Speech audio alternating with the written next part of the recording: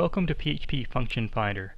Basically, this utility will go out and hunt your source code for all your JavaScript or PHP functions. When it finds it, it'll even give you a HTML table displaying the function name, the file it was found in, the line number is found in, description, notes, inputs, outputs, and a lot more. It'll even allow you to see which files are actually calling it and which files those are and what line numbers. So let's go ahead and jump right into it and get started using it. First, we need to download the zip file, and that can be found at clipboardcode.com website. I'll also put a link in the video description below. So let's go ahead and head over to clipboardcode.com. And from here, go to your menu and choose PHP Function Finder. Alright, here we are. Let's go ahead and take a look at it before we download it. We scroll down here to example screenshots. You can see it's built this HTML table displaying a bunch of functions, the file name they're found in, the language, which is JavaScript or PHP right now. I'm pretty sure it's pretty easily modified for other languages such as ASP or something. And then the line number it was found on, description, inputs, outputs, and notes. Those only show up if you have your comments set up right, and we'll actually do that here in just a bit. And then if you click the Find button next to one of these, it will actually go out and show you all the files that have called that function, the line number it called it on, and even a little snippet of the source code that did the calling. Alright, let's go ahead and jump right into it. We'll go to the download link up here. And you can see there's really only two files, the function finder itself and the readme text file. The readme text is basically the instructions that are right here on this website that we're going to go over. So speaking of instructions, let's do that. Copy the Function Finder PHP file to the folder you want to scan for functions. It will automatically search for subfolders. Alright, I'm running a local web server, so I just have a link to it right here. And I'll go ahead and drag it to the root of my web server. Now you don't have to drag it to the root. You can, if you say you had a project folder or some subfolder, some series of subfolders, you can just drop it whatever root you actually want to call and scan for. Alright, go ahead and close down this zip file.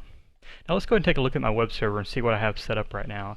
I have an index file, some file.php, a little subfolder here, and a JS file inside that subfolder. And each one of these files has a series of, let's say, JavaScript functions, PHP functions, or calls to one of those functions.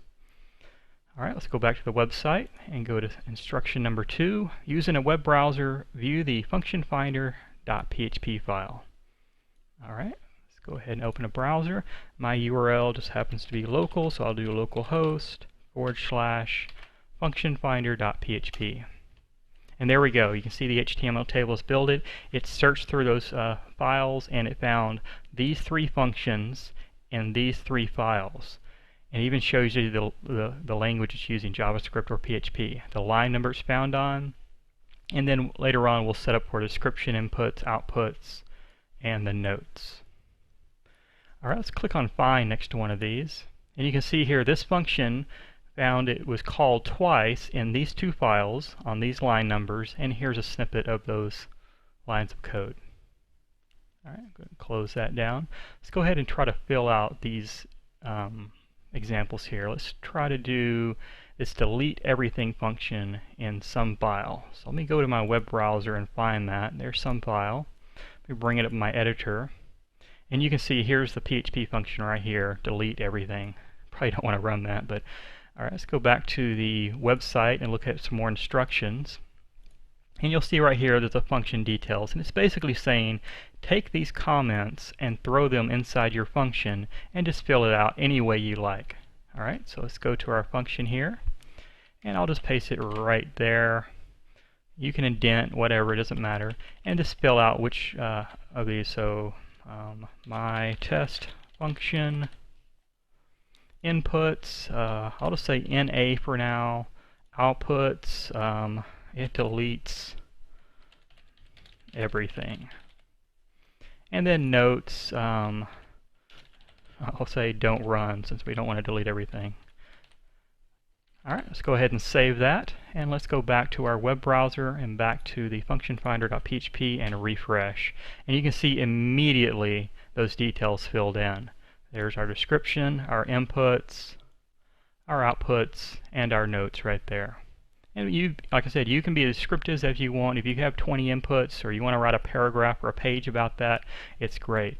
The great thing about this tool is it's self-documenting. As long as you follow a couple of simple rules, and say you're in a business and your manager goes, hey, can you give me a synopsis of every one of your functions? Well, with one click, you're the hero. You've got everything on one page ready to go. And it's live too. You make a change, you refresh this page, and then it's there. Let's go ahead and try that real quick. I'm going to create just another JavaScript function up here. So let's do function, new name, and then of course you can write all your code you want. So let's go ahead and save that, and we'll refresh, and you can see right here, new name function shows up. I can click the find button, and because we didn't ever call the function, this of course is empty. Alright, let's go ahead and go back to the documentation, show you one more thing. Go back to that website and scroll down, and it says ignore files and folders. In the function finder.php file, there is a couple arrays if you want to add on to. I've already added the function finder file in there, so you won't actually see this in the list anywhere.